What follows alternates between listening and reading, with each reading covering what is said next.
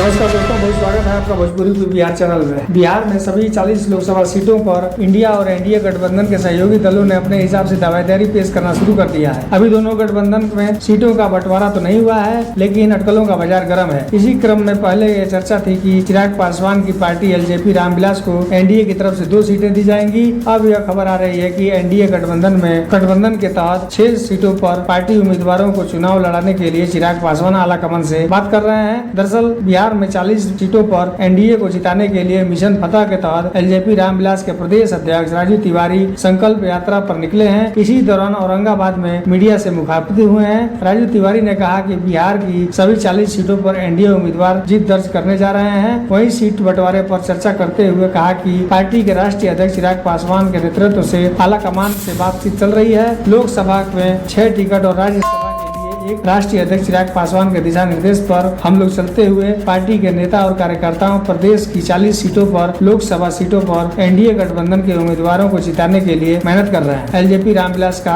मकसद बिहार सर्वश्रेष्ठ प्रदेश बनाने का है। एलजेपी रामविलास के तरफ से बिहार की 6 लोकसभा सीटों की मांग को लेकर सियासी गलियारों में अलग ही चर्चा तेज हो गई है। एनडीए को हनुमान चिराग पासवान मांगे पड़ गए हैं। इस तरह पहले ही उनके पार्टी के नेता और कार्यकर्ता सीट को लेकर बयानबाजी करने तो भाजपा के लिए मुश्किल पैदा हो जाएगी। एनडीए गठबंधन के सहयोगी दलों में असमंजस की स्थिति पैदा होने लगी है। यह मुमकिन तो नहीं है कि चिराग पासवान की पार्टी को 6 टिकट मिले, लेकिन सियासत में कब बाजी पलट जाएगी यह कोई नहीं देखता है। दोस्तों, वीडियो को लाइक करें, चैनल पर है तो सब्सक्राइब जरूर करें और अपनी राय कमेंट बॉक्स में जरूर दें।